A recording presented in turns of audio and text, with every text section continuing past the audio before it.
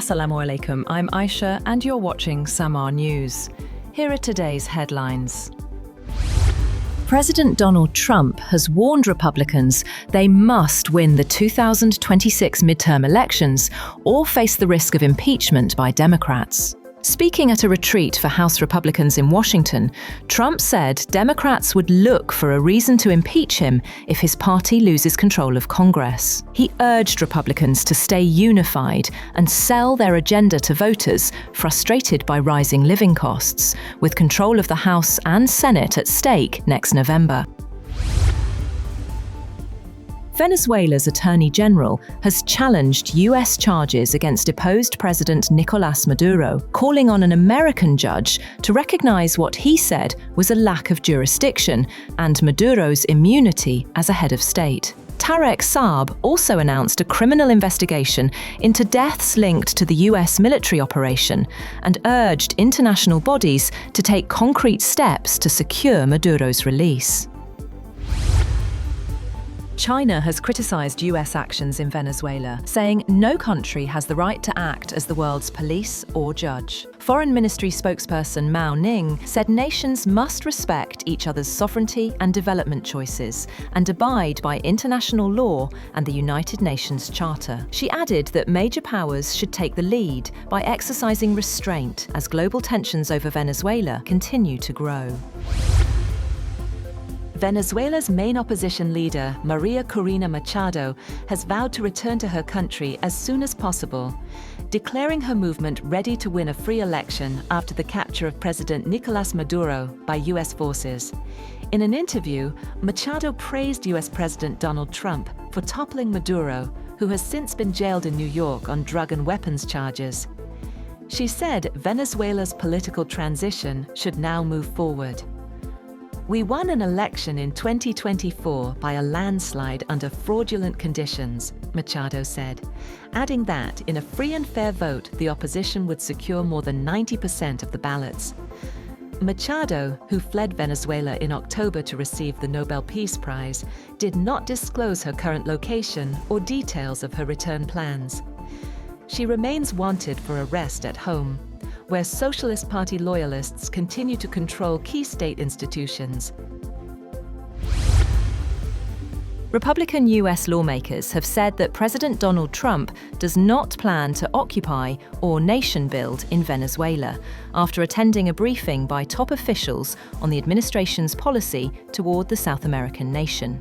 Republican House of Representatives Speaker Mike Johnson of Louisiana told reporters after the classified session with Secretary of State Marco Rubio, Secretary of Defense Pete Hegseth, and other senior officials that there are no US armed forces in Venezuela, and the country is not occupying that country. Protests in Iran's capital continued for the second week, with eyewitness videos showing clashes between demonstrators and security forces at Tehran's Grand Bazaar. Rights groups say at least 25 people have been killed since unrest began over inflation and a collapsing currency. Iran's police chief said forces would deal with what he called the remaining rioters, as authorities balance dialogue with force on the streets.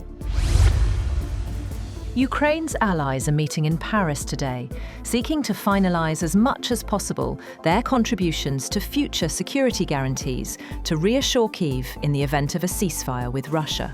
Ukrainian President Volodymyr Zelensky will be joined by more than 27 leaders in the French capital, along with senior US negotiators Steve Witkoff and Jared Kushner, as part of broader efforts to put together a common Ukrainian, European and American position that could then be taken to Russia. China has banned the exports of dual-use items to Japan that can be used for military purposes, effectively immediately.